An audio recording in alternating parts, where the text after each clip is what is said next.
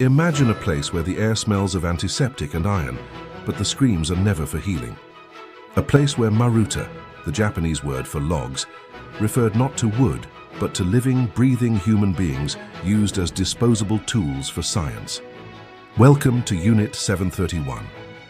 Tucked away in the frozen plains of Pingfang, China, this secret facility was the site of the most horrific biological warfare research in human history. For decades, the true scale of what happened here was buried, not just by those who committed the acts, but by the very nation that claimed to stand for justice, the United States. Today, we aren't just uncovering the history of these logs, we're revealing the cold-blooded deal that allowed mass murderers to walk free. We're exploring why the world stayed silent for so long and what happens when the pursuit of power overrides the sanctity of human life.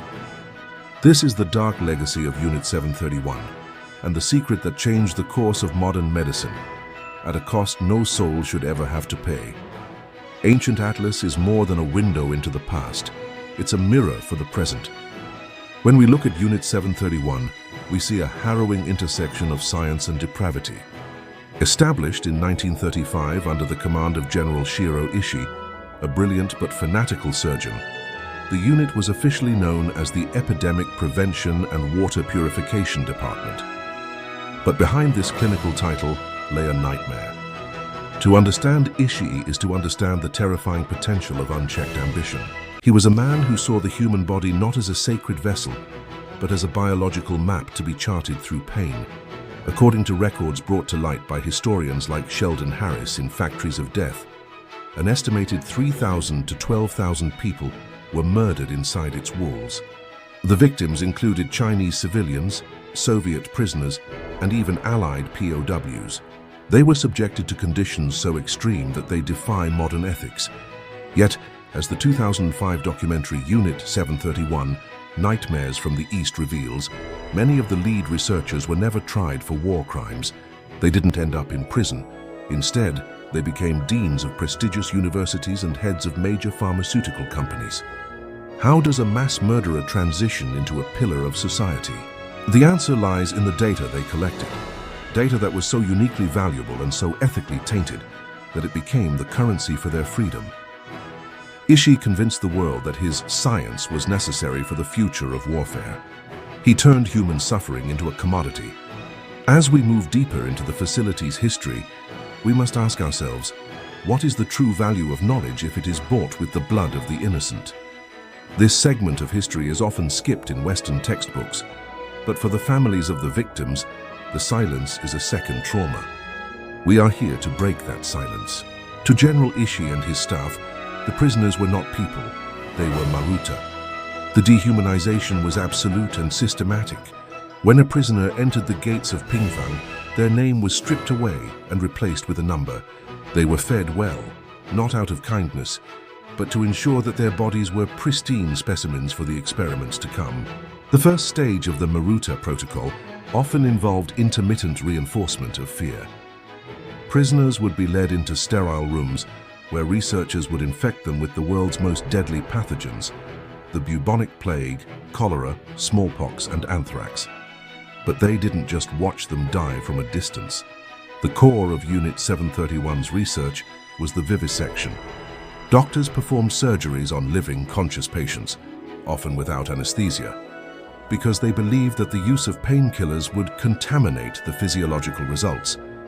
They wanted to see how the organs looked while the disease was still active, before the interference of post-mortem decomposition.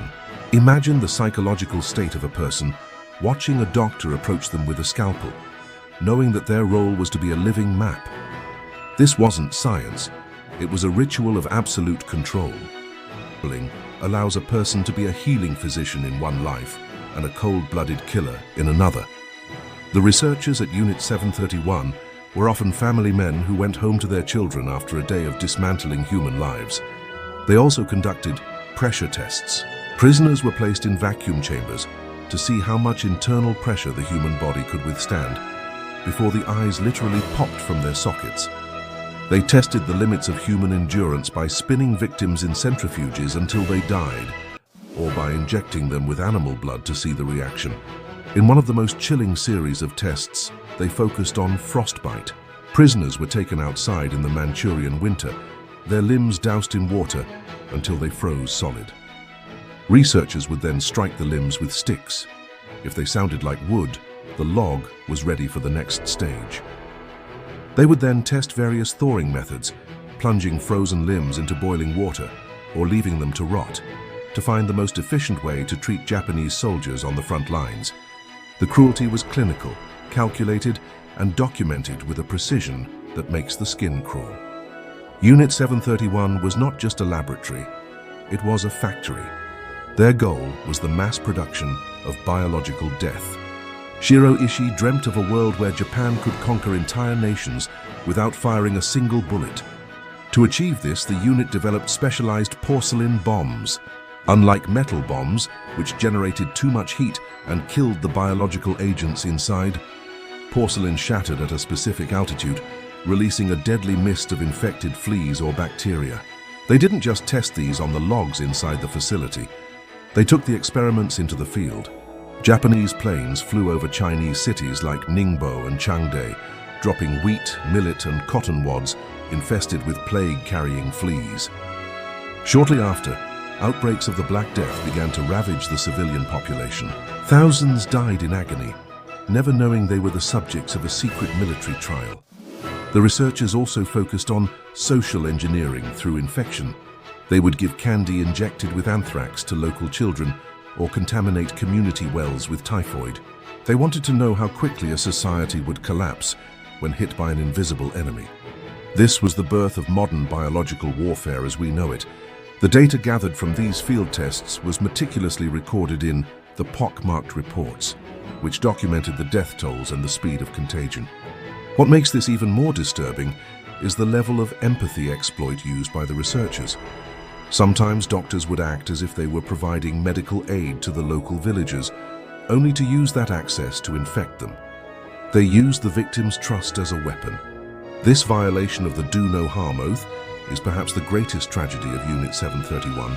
It turned the very symbols of safety, the white coat, the needle, the hospital, into symbols of terror. As we look back, we have to ask, how did they justify this? For Ishii, it was about the greater good of the empire. But as we will soon see, that justification was eventually adopted by the very people who were supposed to be the liberators. As 1945 approached and the tide of the war turned, General Ishii knew the end was near. He ordered the destruction of the Pingfang facility. Buildings were blown up and the remaining 600 logs were gassed to death to ensure no witnesses remained. The researchers were sworn to a blood oath of silence. Take the secret to your grave. They fled back to Japan, carrying their slides, their data, and their dark memories. However, the secret didn't stay buried for long. When the American occupation forces arrived, they began to hear whispers of the Water Purification Unit. The US Counterintelligence Corps, or CIC, tracked down Ishii, but instead of a noose, they offered him a hand. This is where the story shifts from a Japanese atrocity to a global moral failure. The American government faced a cold calculus. They were entering a new era of tension with the Soviet Union. They knew that Ishii's data on biological warfare was something they could never obtain through ethical means. They wanted to know the effects of high-altitude pressure, the survival rates of anthrax exposure, and the mechanics of the plague bomb. In a series of secret memos, US officials noted that this research was of the greatest value and cannot be obtained in our own laboratories because of scruples regarding human experimentation. In 1947, a deal was struck. General Shiro Ishii and his top scientists were granted full immunity from prosecution. They would never stand trial at the Tokyo War Crimes Tribunal. In exchange, they handed over thousands of pages of research and pathological slides. The very men who had vivisected children were now working as consultants for the US military at Fort Detrick, Maryland. This deal with the devil meant that the victims of Unit 731 were effectively erased from history. The US government helped suppress the evidence to keep the Soviets from getting the data. While the Nazi doctors at Nuremberg were being executed for crimes against humanity, The doctors of Unit 731 were being quietly integrated back into Japanese society.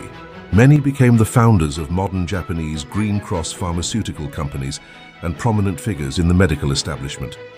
The shadow of Unit 731 didn't disappear, it just changed its clothes. For decades, the Japanese government denied the existence of Unit 731.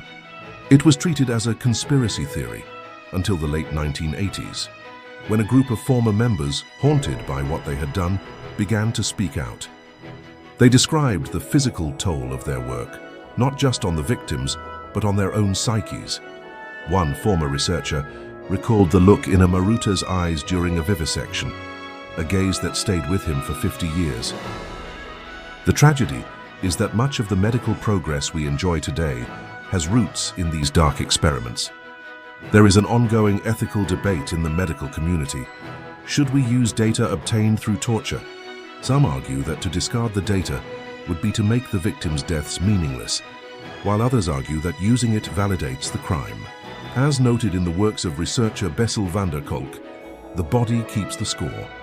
The collective body of history still bears the scars of Pingfang. Our goal at Ancient Atlas is to ensure that these logs are seen as human beings once again. We must look into these dark corners of our past to ensure that empathy is never again traded for power. This is a heavy chapter of our history, but it is one we cannot afford to skip. Thank you for standing with us as we uncovered this difficult truth. History is often written by the victors, but the truth belongs to those who suffered. This video is intended for educational purposes and to honor the memory of those lost in Unit 731. Please remember, while we explore the depths of human history, we must never lose our own humanity.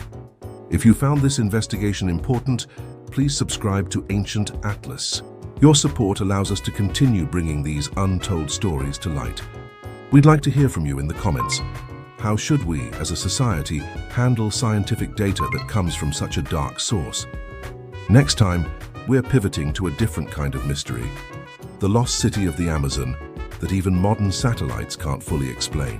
We'll explore how an entire civilization vanished without a trace, leaving behind only whispers in the jungle. Until then, stay curious, stay empathetic, and be kind to yourself.